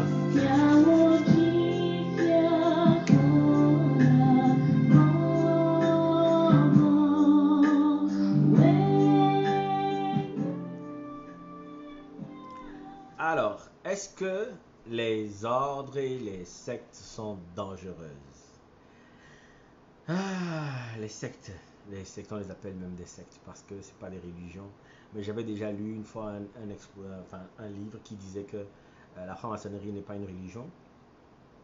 Ce qu'il faut savoir, c'est que à la différence de la Rose-Croix où on ne vous exige pas une certaine croyance en un Dieu connu, parce que les Rose-Croix vont parler du Dieu de ton âme. Les Rose-Croix vont te parler du Dieu à l'intérieur de toi. Le Dieu selon ta compréhension. Peu importe le nom que tu lui donnes, ça ne les intéresse pas. Et quand ils vont t'enseigner à prier, à te positionner d'une manière ou d'une autre, pour prier, ils vont te dire, prie le Dieu de ta compréhension. Parce que c'est une énergie. À l'inverse des Rose-Croix qui font ça, les francs-maçons admettent et déterminent que Dieu, ce n'est pas tel nom ou tel autre, certes, mais c'est un grand principe connu et appelé avec le vocable grand architecte de l'univers. Et ils vont exiger, surtout pour ce qu'ils appellent l'obédience régulière, les loges régulières, c'est-à-dire les loges qui sont en lien avec la Grande Loge Unie d'Angleterre, c'est que pour entrer en franc-maçonnerie, il faut prêter serment. Il faut absolument avoir la foi en Dieu et prêter serment sur un livre sacré. Que ce soit la Bible, le Coran, la Torah ou je ne sais pas quoi, il faut prêter un serment sur un livre sacré d'un Dieu, comment on appelle ça, d'un Dieu connu et reconnu, un Dieu monothéiste. Si tu peux par exemple aller dans une autre obédience de la franc-maçonnerie qu'on appelle le Grand Orient et dire que toi tu crois au Fa ou à je ne sais pas quelle espèce de Togbe ou de Vaudou de ta connaissance ou de ta région, dans les francs-maçonneries régulières qu'on appelle les grandes loges nationales, il faut absolument prêter serment sur un livre sacré. Si tu peux aller à Rose-Croix pour dire tu ne crois en rien, tu es un athée, mais toi tu veux approcher l'univers en fonction de ce que tu ressens, tes émotions, de ton âme et tout ça, ils vont t'accepter, ce qui n'est pas le cas de la franc-maçonnerie. Donc il y a donc cette proximité de la franc-maçonnerie régulière avec la foi ordinaire, c'est la foi chrétienne, musulmane, en tout cas la foi en un Dieu monothéiste. Mais on peut toujours considérer qu'elles sont dangereuses. Pourquoi? Parce que justement, l'inconnu, l'approche qui est difficile, complexe, les différents freins aux initiations, parce qu'il y a aussi une question d'argent. On va demander certaines sommes pour en faire partie. il faut avoir un certain niveau. La preuve, ils ont demandé à des savants de venir comparer leurs connaissances avec leurs connaissances pour en définir quelque chose. C'est quelque chose qui est élitiste. Ce n'est pas n'importe qui se lève et qui va rentrer dans ces ordres-là, parce que non seulement il faut lire, il faut comprendre. Donc ça prend quand même un niveau de compréhension donné, un niveau de scolarité. Donc c'est élitiste, c'est réservé à quelques-uns. Bon, la question que je me posais, c'est de savoir est-ce que tout ça c'est dangereux. Je trouve que depuis le temps qu'elles existent, si c'était aussi dangereux que ça, les gens ne rentreraient pas dedans encore aujourd'hui, ou cela ne se répandrait pas encore autant. Mais des gens peuvent rentrer dedans pour de bonnes raisons comme pour de mauvaises raisons. Pourquoi? Parce que on sait, et on le sait, je pense que même les dignitaires de ces associations-là le savent, beaucoup rentrent par curiosité malsaine pour comprendre quelque chose, ou beaucoup vont rentrer juste par curiosité pour savoir c'est quoi.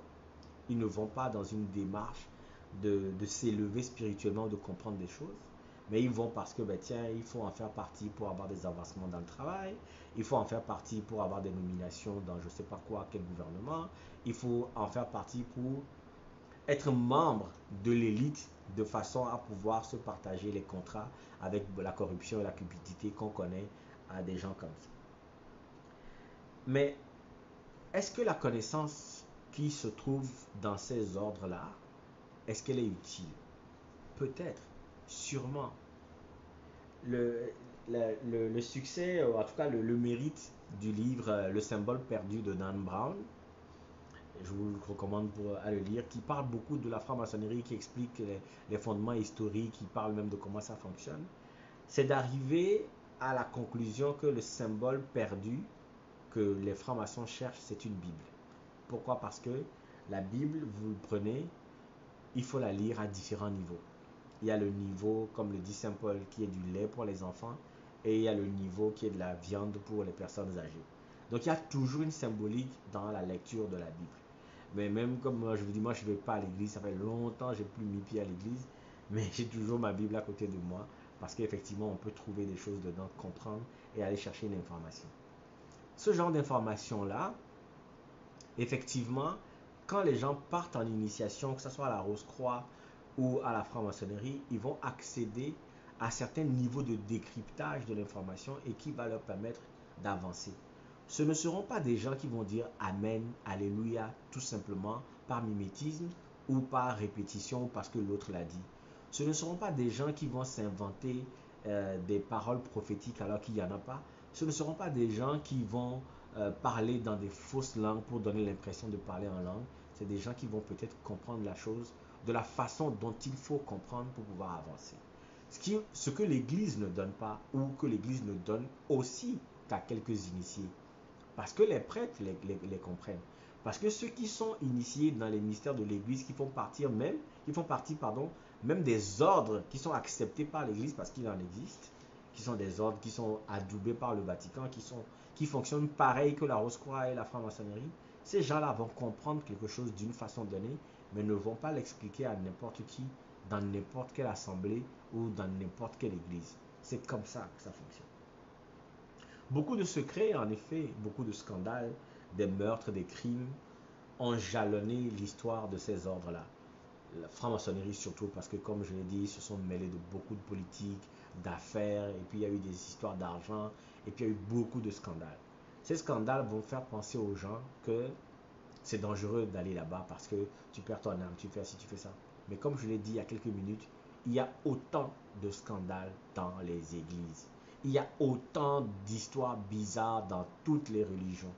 Pourquoi? Mais parce que l'être humain fait partie de ces associations-là. Et c'est l'être humain qui n'est pas quelque chose de parfait, qui est perfectible, justement. Et la mission de la religion ou même de ces ordres initiatiques, c'est de rendre l'homme parfait. C'est de mettre l'homme sur un processus où il peut devenir parfait. Parce qu'ils savent que les hommes ne sont pas parfaits. Mais malheureusement, il arrive que comme ce sont les hommes qui sont dedans, ce sont les hommes qui fonctionnent là-bas, mais les hommes vont aller avec toute leur imperfection pour salir la belle mission de ces associations-là ou de ces sociétés-là. Comme des prêtres pédophiles salissent la belle mission de l'Église catholique, comme des pasteurs qui couchent avec les femmes des gens ou qui font des gris salissent la mission du christianisme, comme tout à fait un franc-maçon va faire des cérémonies magiques pour avoir de l'argent ou va voler de l'argent dans une société où va être quelqu'un de corrompu et puis on va dire tous les francs-maçons ou tous les rose-croix sont corrompus alors que c'est lui seul qui n'a pas su résister à la tentation de la corruption. Mais voilà, quand on compare souvent justement, malheureusement on ne devrait pas parce que c'est pas dans la même dimension. La Rose-Croix et la franc-maçonnerie ne disent pas qu'il y a un salut et qu'il y a un sauveur, ce que les religions disent. Eux, ils disent que leurs membres sont eux-mêmes la personne capable de s'élever et de rencontrer son Dieu. Alors que l'Église dit il faut passer par Jésus, ou l'islam dit il faut passer par l'enseignement de Mahomet, il y a toujours des intermédiaires, ce qui n'est pas le cas de ces ordres. On les compare parce que ce sont deux démarches parallèles qui vont vers le même idéal, c'est-à-dire l'union entre l'être humain, son âme à l'intérieur de lui qui est une énergie certaine, avec l'énergie de l'univers. Mais qu'est-ce qu'on sait justement du Vatican? Il y a tellement de choses qui se passent au Vatican, mais les gens continuent d'aller faire des cotisations à l'église tous les dimanches. Il y a tellement de scandales dont on parle, mais les gens ferment les yeux là-dessus. Et pourtant, ils sont très rapides, très prompts à pointer du doigt à chaque fois qu'il y a une histoire dont on parle sur la Rose-Croix ou dont on parle sur un rosicrucien ou sur un franc-maçon. Mais c'est ça, c'est là où le bas blesse parce que la balance, elle n'est pas juste à ce niveau-là. Je lisais quelque part sur Facebook la dernière fois une lettre que Monseigneur Barriga du Togo a écrite à un autre évêque et archevêque émérite, Monseigneur Podro, qui est absolument lancé en politique et qui, à cause de la politique, a maudit certaines personnes. Non seulement la lettre de Monseigneur Barriga lui demande de lever la malédiction qu'il a proférée contre ces gens-là. Le pire, c'est qu'il lui dit, je vous écris ceci en toute humilité et en toute discrétion, mais la lettre se retrouve sur Facebook. Elle est où l'humilité et la discrétion?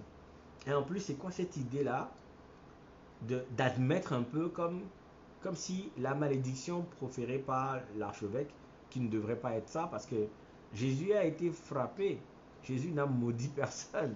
Et lui qui part à l'exemple de Jésus jusqu'à, il a gravi les échelons jusqu'à devenir un archevêque, il maudit quand même publiquement les gens.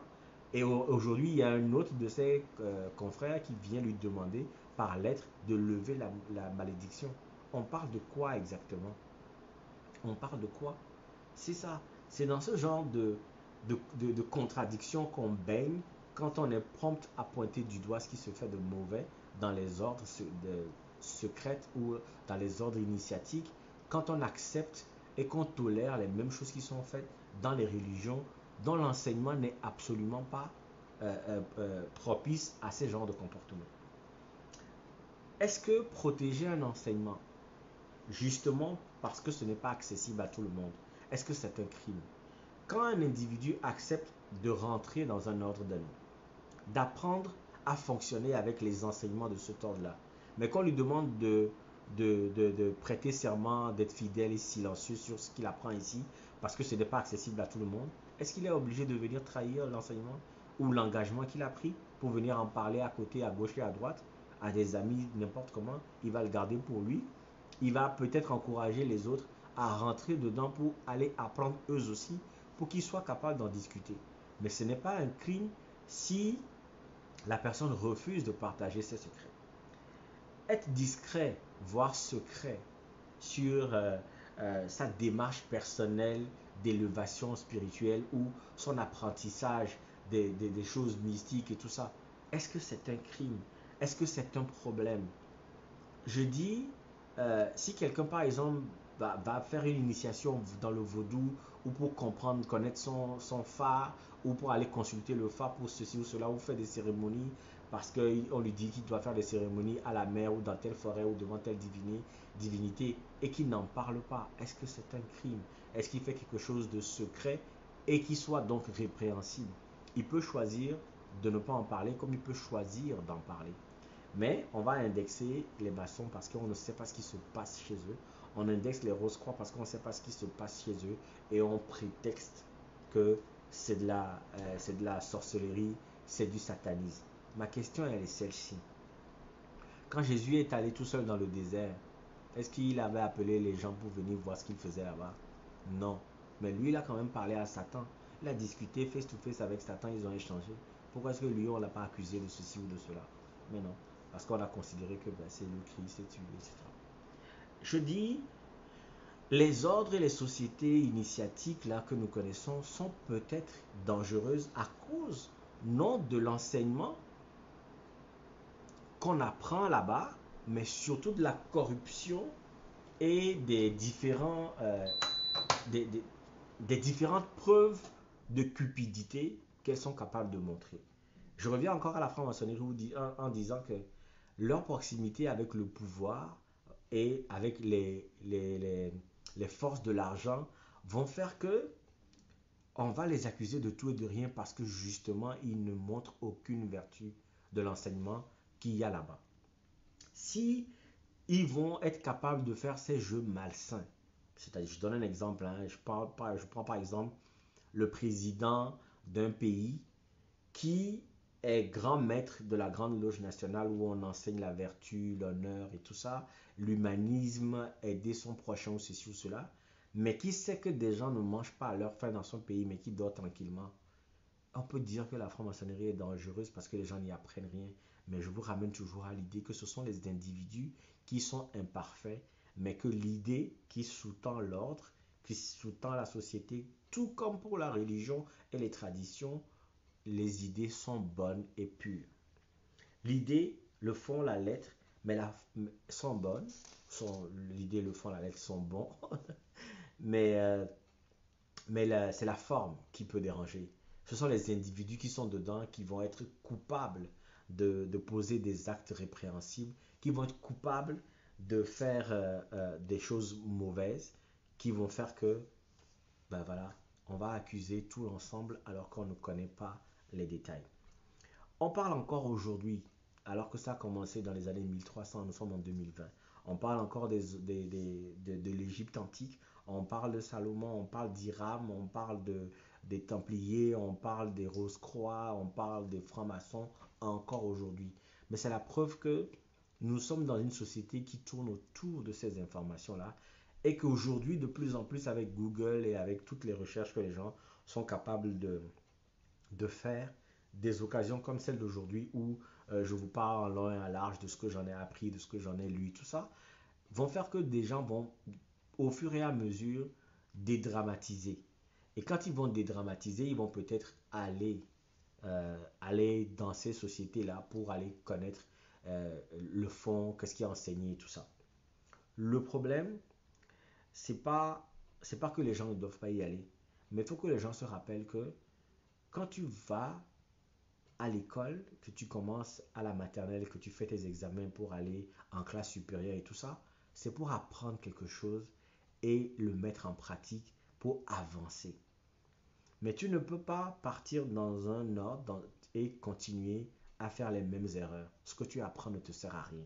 L'enfant qui va à l'école, qui quitte le CP1 et qui va jusqu'en terminale, qui a son doctorat ou quoi que ce soit, il évolue, il apprend quelque chose et ça le transforme. C'est cet objectif de transformation-là qui est à la base de l'initiation ésotérique, qui est à la base de l'initiation mystique dans ces ordres-là.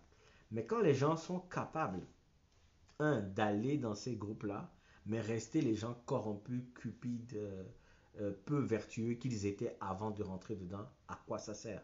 Le pire, ce sont les gens qui, ne connaissant pas une certaine forme de cupidité ou de corruption, vont quand même rentrer dans des ordres comme ça et vont fréquenter des gens qui n'ont aucune hauteur mais qui sont dedans et ils vont penser que c'est ça la norme. Alors qu'ils ne font rien, ils ne font aucun travail par eux-mêmes. Ils vont être gavés de pouvoir, d'argent et de position et ils vont être très, très, très loin de la vertu. L'idée, quand on est un être humain, ce n'est pas de devenir un ermite, hein, d'aller vivre dans les bois ou de ne pas aimer les choses matérielles. Les choses matérielles sont avec nous et on doit en profiter. Mais l'idée, c'est de toujours se dire, si j'en profite, est-ce que j'en profite à tel point que ça empêche quelqu'un d'être bien ou d'avoir le minimum? À partir de ce moment-là, je me dois d'aider mon prochain. Nous sommes des voisins dans dans cet espace-temps qui nous sert de vie. Nous sommes des voisins dans cet espace qui nous sert d'habitat. Mais on ne peut pas être des voisins et agir les uns contre les autres. On va au-devant de beaucoup de problèmes. On parle aujourd'hui de coronavirus, on parle de pandémie, des virus qu'on attrape à partir des animaux. J'écoutais une vidéo la dernière fois, mais c'est parce que nous allons jusqu'à déranger l'habitat des animaux sauvages et que nous nous exposons nous-mêmes à attraper des virus comme ça. Mais si on retournait à nos fondamentaux, qu'on respectait l'espace des animaux et on respectait nos espaces à nous aussi, je pense que on va tous éviter d'avoir des problèmes. Donc, essayons d'être en harmonie avec notre environnement. Essayons d'être en harmonie avec nos semblables, avec tous les autres êtres vivants que l'univers comporte. Ce n'est pas parce que aussi des gens font quelque chose qu'on est obligé de le faire. On peut effectivement regarder à la lettre, voir ce qui doit être fait et respecter cela. Je prends encore un autre exemple, je prends les disciples de Christ, ça fait 1h40 que je parle. Parmi les disciples de Christ, il y a un qui a décidé de trahir, les autres ne l'ont pas suivi. Il y a un qui a décidé de douter, Saint Thomas, les autres n'ont pas suivi. Il y a un qui l'a renié, les autres n'ont pas suivi. Nous sommes différents, mais l'enseignement est unique. Est-ce qu'on l'aborde comme il faut? Est-ce qu'on s'aime assez pour être bien dans ce monde? Est-ce qu'on aime assez notre prochain pour pouvoir vivre en harmonie? C'est pas pour rien que le maître enseignant Jésus disait le premier commandement, c'est d'aimer ton Dieu de tout ton corps, de toute ton âme. Mais le deuxième qui est fatalement lié, c'est d'aimer ton prochain comme toi-même.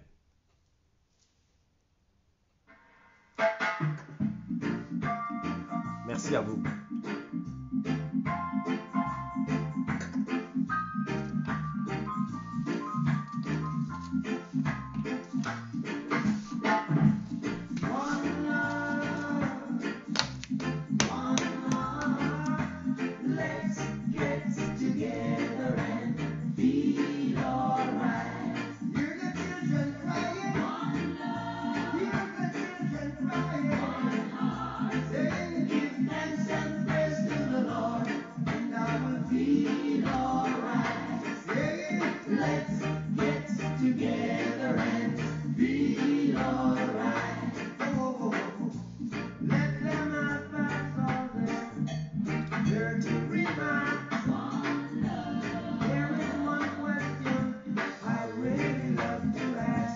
Merci à vous.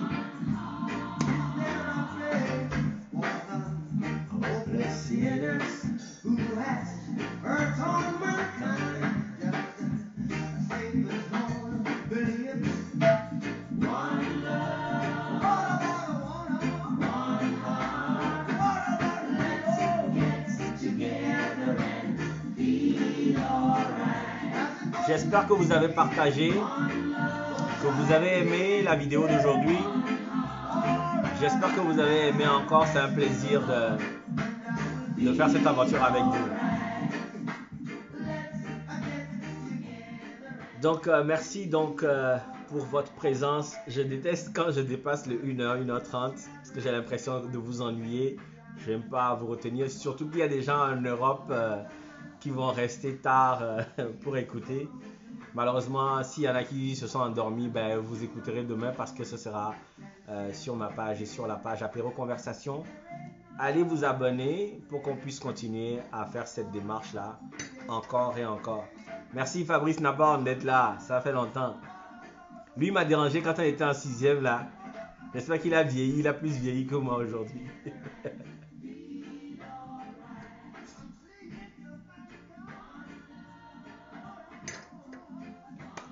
Merci à vous.